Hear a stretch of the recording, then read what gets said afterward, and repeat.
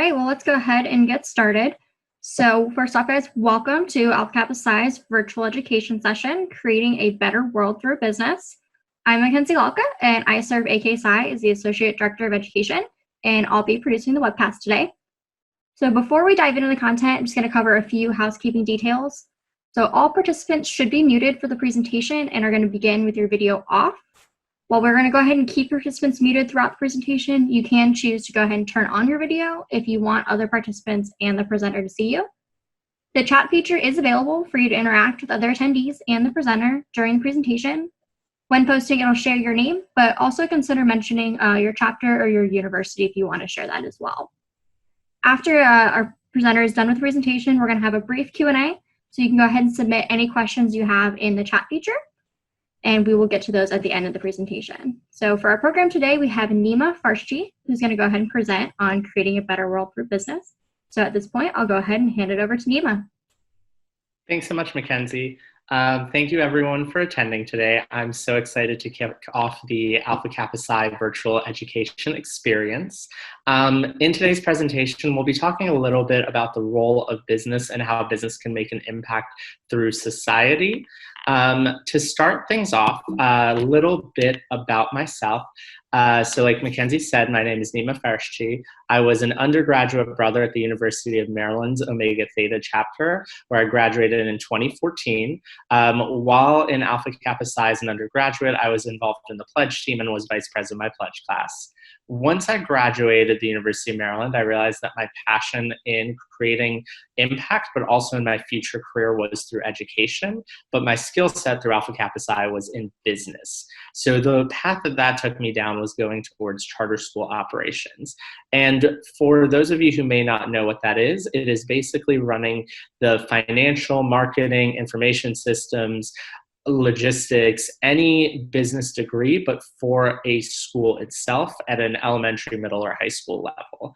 I did that for about 6 years, where I founded a middle school in Southeast DC throughout the course of my adventures. But over the last year, I've done a homecoming where I've came back to the Omega Theta chapter as their chapter advisor since August. And I've also started working at the Center for Social Value Creation at the Robert H. Smith School of the University of Maryland. Now, some of you might ask, well, what is the Center for Social Value Creation? Our mission is to educate, engage, and empower Smith students to create a better world through business. There's many ways you can do that, and we're going to discuss the role that business plays in society throughout this presentation, and how you can be profit-driven and impact-driven at the same time, where it is not one or the other, and what the true role of business for a greater community is.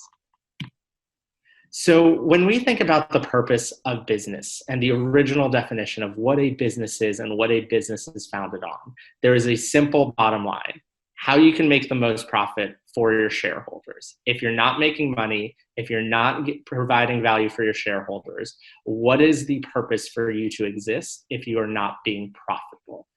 If a business doesn't generate enough revenue to cover expenses, it will go out of business and it won't have the opportunity to grow and succeed. Now, with that being said, there became the question of, is there a bigger role that business should play for all of society outside of just making money for its shareholders? And it became the question of, should businesses be doing more? And back in the earlier years, the 1800s, the first half of the 1900s, it really became the role of business in a society is three important portions. One is paying taxes. Businesses make money, they take that money, they give that money in taxes to the government, and the government creates beneficial programs. This money is then used to help our society grow. And then the other side is businesses employ people to create jobs, and the jobs that they are creating result in a greater society for all. So the fact that a business is just creating jobs, paying taxes, and helping society grow is the only role it needs to play. But then the question came of, do we owe more? We might employ anywhere from a small business with 1 to 2 people to a multinational business where we have hundreds of thousands of employees. And the question became, what do we owe these communities that we're operating in? What do we owe these communities that we're making money off of? And what do we owe our greater society and our greater nation state? And there were two ways that businesses in the 50s and the 60s, there were earlier philanthropists in the 1800s even, but felt that they owed. They owed philanthropy and they owed volunteerism. And what philanthropy and volunteerism meant at the time was this is just a check that we're writing because we owe it to our community, or we're going to have one great day of service, we're going to plant trees, we're going to make an impact, but this is all that we owe to society. Writing a check that can be a tax deduction, or having that one day of volunteerism, which also results in HR morale and a greater sense of community for employees. All of these are great tactics to be marketable, but this is all we owe for our society. Then in the early 2000s, it became the question of, can we do more? Can we do other things that are outside of one day of caring? Can we do more outside of just writing a check one time? And what is the purpose of our business? In the early 2000s, there became this question of the triple bottom line. As we talked about in the first slide, the bottom line of business used to be profit for stakeholders. And that still has always been one of the bottom lines. But then in the early 2000s, it came the question of global warming is a real issue we're facing. Should businesses be helping the planet? Should they be focused on giving outside effects for recycling?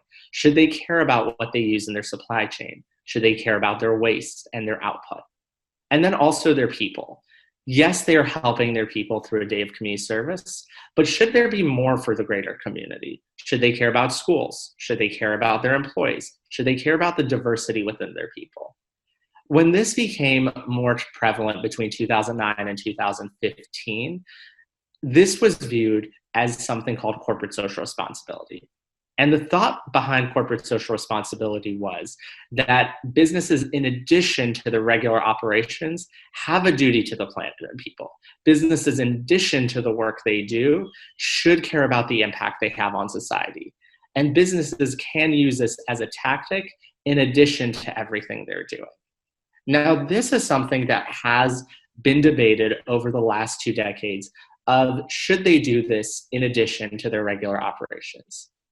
Well, back in August and September, there was a discussion by the Business Roundtable. And for those of you who aren't familiar, it is basically a union of big businesses where major Fortune 500 company CEOs sit together and make decisions of what the purpose of a business and what its role in society should be. Now, in September, the Business Roundtable had a discussion of what the purpose of a corporation is in the first place. They had 182 CEOs sit down and discuss and come to the realization that businesses not only owe it to their stakeholders, but they also owe it to their shareholders. And the purpose of a corporation has changed, that it is not just single bottom line driven. Over 182 Fortune 500 companies wrote down their pledge that their mindsets are now no longer about just profit, but also their larger community. But they even took it a step further from corporate social responsibility. As we discussed, corporate social responsibility has a focus of how we can do it in addition. The new mindset is it shouldn't be an addition. It should be seamlessly integrated into the business model of a business. This shouldn't be something we do in addition to our work. This is our work. This is our bottom line, and this is what we are doing day to day. And these really were focused on environmental, social, and governance, ESG metrics. And ESG metrics are something that have really impacted integration.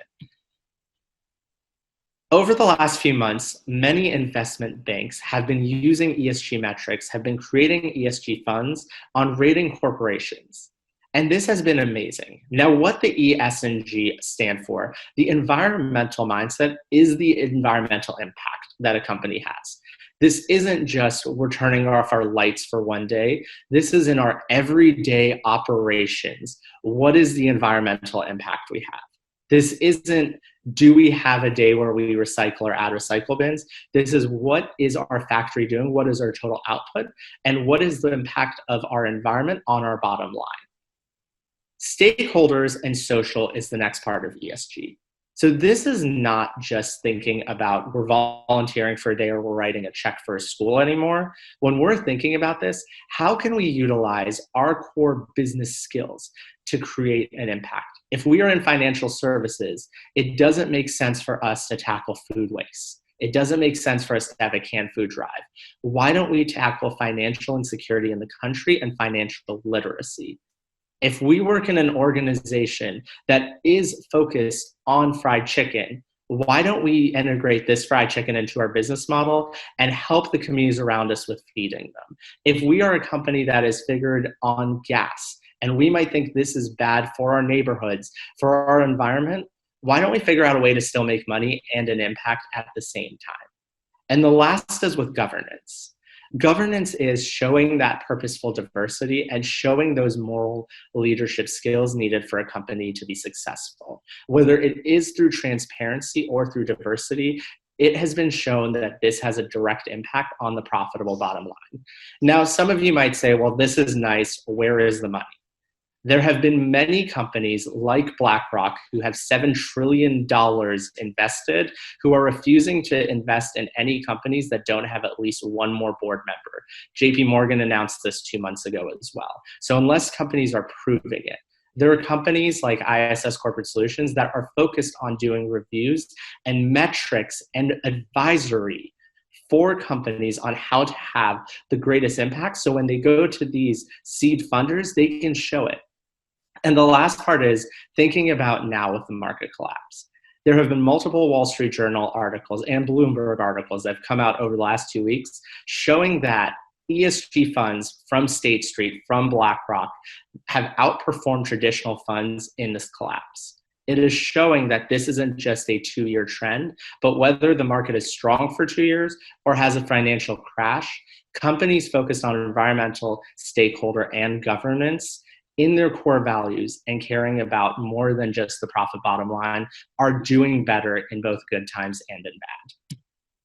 Now, it comes a question of where can we help and where should our focal points be? Because there are so many things. And when we talked, a company that does financial services versus a company that provides food have very different impacts. The United Nations in 2015 came out with the Sustainable Development Goals. These were 17 goals that they have set from no poverty to zero hunger to life below water to reduce inequalities. And these were a challenge to the countries of the world to hit by 2030 to ensure that our planet is running sustainably long term and that we don't have long-term ramifications. Even though this was meant for political use, this has been embraced by many businesses as their models for reporting. There are many reporting models out there, but right now 72% of businesses per a PwC study are using the UN Sustainable Development Goals as their metrics. And when I'm talking about metrics, I'm not talking about a marketing report. I'm talking about their annual report that they need to submit to the SEC. 72% of businesses have modeled it around the Sustainable Development Goals. Now, even though you see 17, it doesn't make sense for some companies to do 1 or 2 of them. The majority of companies right now are focused on 5 of these SDGs in their annual report, and these are the 5 that they are prioritizing, and these are the 5 that make sense with their business cycles. Many also have 5 secondary ones that are passion projects of theirs, going back to the corporate social responsibility, and are things that their CEO may personally care about outside of their scope of business. But the tradition is 5 major and potentially 5 secondary. Now, where do we go from here? If we were going to have this conversation 2 months ago, it would be a very different conversation. To be blunt, the challenges would be only focused on global warming, they would only be focused on financial insecurity, and they would be only focused on diversity and inclusion. These were the major talking points 2 months ago. But as we all know, it's been a very different society in the last 2 months. And it's figuring out when we recreate businesses, as we grow, how do we recreate them? How do we have this focus? Because COVID, even with all of its terrible results, has given us the opportunity to restart. And many companies are seeing with these ESG metrics, it makes sense when we are rebuilding and we are facing these new challenges to rebuild in a sustainable way. And I don't mean the sustainability in the terms of just environmental sustainability. Some companies see that. Many companies are giving out billion-dollar green bonds, including Pepsi and Starbucks, that are focused on raising funds to create new systems in this new society that we live in that are focused on that environmental sustainability. Others are realizing their boards were not prepared to tackle these challenges and are purposely recreating their boards to have that diversity to see what different companies are going to have as a result from this new economy. And as we see, we have challenges in our day-to-day operations. And however the government might respond, many businesses have really driven this change of whether it is trying to do what is best for their employees, trying to do what is best for the country before they're asked, or trying to donate where they can. Whether it's Apple and Google working together to create Bluetooth sensors for COVID-19 and the spread, or if it's one of the millions of companies that have given away anything from over 250,000 meals from Sodexo and Cisco to countless funds with 10 million coming from the Bill and Melinda Gates Foundation. We're seeing that business is driving this change, both in our prior society and in the new one we live in. And the last is everyone is asking for it. Many college students now are looking at what they want in a company. And I believe that 68% of college students are willing to take a 10% pay cut to work for a company that aligns with their values. People are asking for it. This isn't just a new HR recruiting tactic. You young entrepreneurs, you young business-minded individuals are going to be the ones that are going to be the future principal business leaders. And thinking about those principles that we stand for, when you become a CEO, a CMO, a CFO, whatever it might be, thinking how you can make the most profit, never sacrificing that, but at the same time, having the greatest impact for society as a whole. Thank you so much. I'll open it up for questions for the last 10 minutes. Great. Thanks so much, Nima. That was fantastic. So as he said, if you have questions for him, go ahead and throw them in the chat and we'll relay those to Nima. I'll go ahead and kick it off with the first question. So there's a lot of really good content that you gave us and a lot about the corporate social responsibility. As we're all individuals and most of us probably aren't CEOs or high-level executives yet, what can individuals do to kind of focus on their social responsibility? I feel like that takes it in two ways. One is your personal impact in society. And this is something that is very important. Whether you are doing those day-to-day actions from recycling to philanthropy to having an open and inclusive mindset every day, that is important in your daily lifestyle. But the other is to really think about those conversations you're having with your boss in your entry-level job. When you think about it, many businesses are thinking about the next great idea. For me at a charter school, I was starting a website for our internal staff memos that didn't exist previously, and being able to go on a limb and start something small like that, but having the initiative to create those impacts were amazing. And it's thinking, what's that micro level impact you can have on your office space that not only boosts your resume with your current or future employer, but also helps your business and also helps your stake in society. So it's everything has a microcosm. You might not be that CEO right now who is able to make a sweeping declaration for over 10,000 sites, but think about your site. Think about your team. Think about your store. Think about your trading floor. Think about your stock picks that you're making. Think about your 401k that you're starting. All of these, you have that option. Even something as small as Betterment right now for your retirement portfolio, and just doing a plug to go to the Brainy Money teachings as well for Alpha Kappa Psi, you have an option to invest in a regular portfolio or an ESG driven portfolio.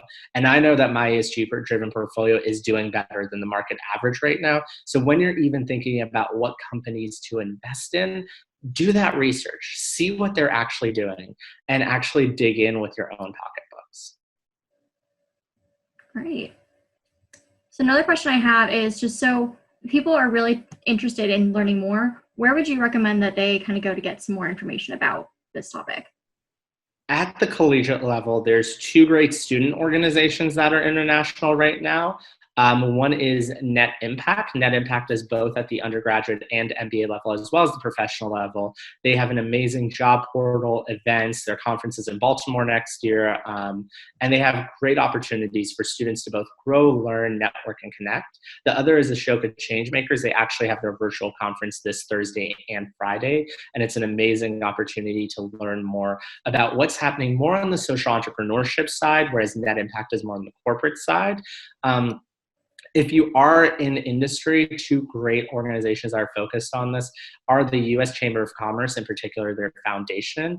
The U.S. Chamber of Commerce Foundation has over 160 corporate members who discuss this day-to-day of how to do anything from disaster relief to social impact and well-being. Their website has amazing blogs, conferences, webinars that are all open. And if you email them and say, I'm a student or I'm a young professional, they are very happy to share all of their resources with you. The Business Roundtable also has great opportunities on the other side. The other thing to just look at is this is something there are probably dozens and hundreds of organizations that focus on this, and it's just finding what you are passionate about and just doing that Google search. There might be 4 different things for diversity, equity, inclusion, and 4 different things for sustainability, and some things for greenwashing and marketing. So it's really figuring out what you care about, what you're good at, and what you want to do, and then connecting that with who is out there, because for every major, every mindset, there are countless opportunities out there. Great, appreciate that. So not seeing any questions. Nima, do you have any last thoughts for our viewers today?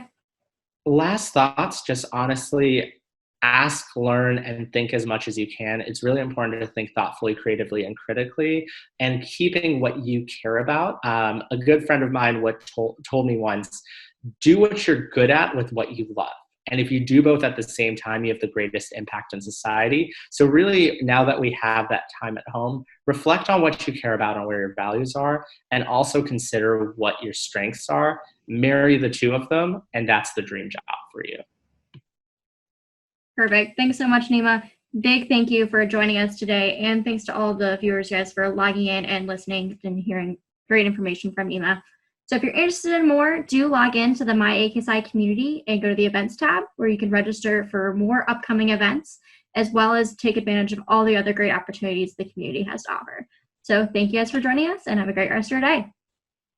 Thanks, everyone.